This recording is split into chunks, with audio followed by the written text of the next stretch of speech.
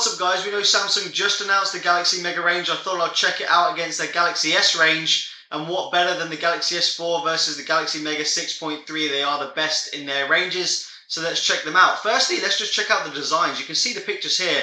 Samsung have pretty much the exact same design philosophy for all their stuff. It's kind of curved, it looks pretty much exactly the same. The only difference is the Mega looks a little bit more squarish, and it's obviously a bigger device, so yeah, it's going to have a bigger screen. In terms of specs, they both come with LTE, both have a micro SIM slot.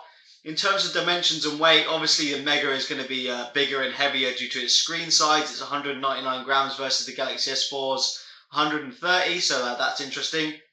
Now, the biggest difference for me is the screen technology and pretty much everything to do with the screen, guys. The Galaxy S4 comes with a 5-inch Super AMOLED display, full 1080p, and a pixel density of 441. The Galaxy Mega comes with a 6.3-inch screen, TFT, so it's not Super AMOLED, and the resolution is 1280 by 720, so only 720p as well, and a pixel density of 233. I'm kind of disappointed with those screen specs. You know, on a bigger screen, I think you'd actually notice a lot more difference with a better pixel density and a better resolution. So I think the screen's actually going to kind of suck on that compared to the Galaxy S4.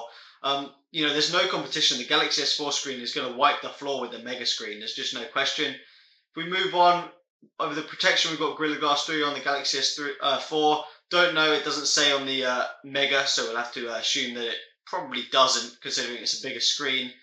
In terms of storage, both have a micro SD card slot.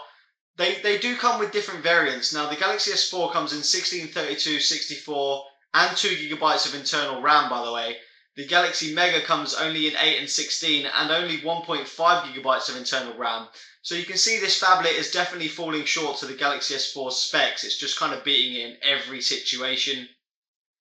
In terms of camera, again, the Galaxy S4 has the edge. 13 megapixel camera versus the Galaxy Mega's 8 megapixel camera, and the front facing is 2 megapixels on the Galaxy S4 versus the Mega's 1.9. Not too much difference there, but nonetheless, it's beating it in specs.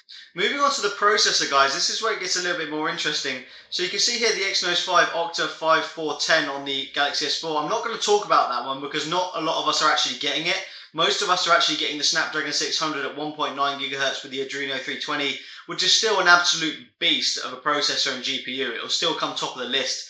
Now, the Galaxy Mega actually comes with the same CPU and GPU that the Nexus 10 has, except that it's not pushing a ridiculous resolution. So it's got a dual-core 1.7 GHz with the Mali T604 and the Exynos 5250. So that's going to be kind of interesting to see how that CPU and GPU does under a 720p resolution. Theoretically, it should absolutely fly because, you know, the Nexus 10 is pretty damn quick, but it's running at 2560 at 1600. So this is the Mega is going to be under a lot less pressure, but have the same CPU and GPU. So that's going to be interesting.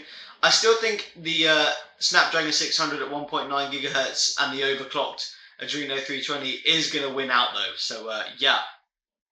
Other than that, guys, you know, the Galaxy S4 has more sensors. They put an absolute shit ton of sensors on the Galaxy S4, so I'm not going to name them all because there's just so damn many.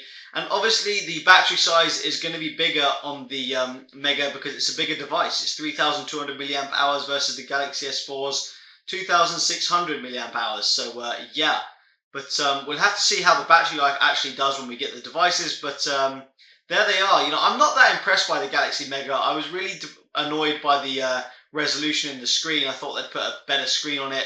I think it will get beat by whenever we see the next Note. But yeah, the Galaxy S4 is not going to be dethroned by the Mega anytime soon. So yeah, peace out.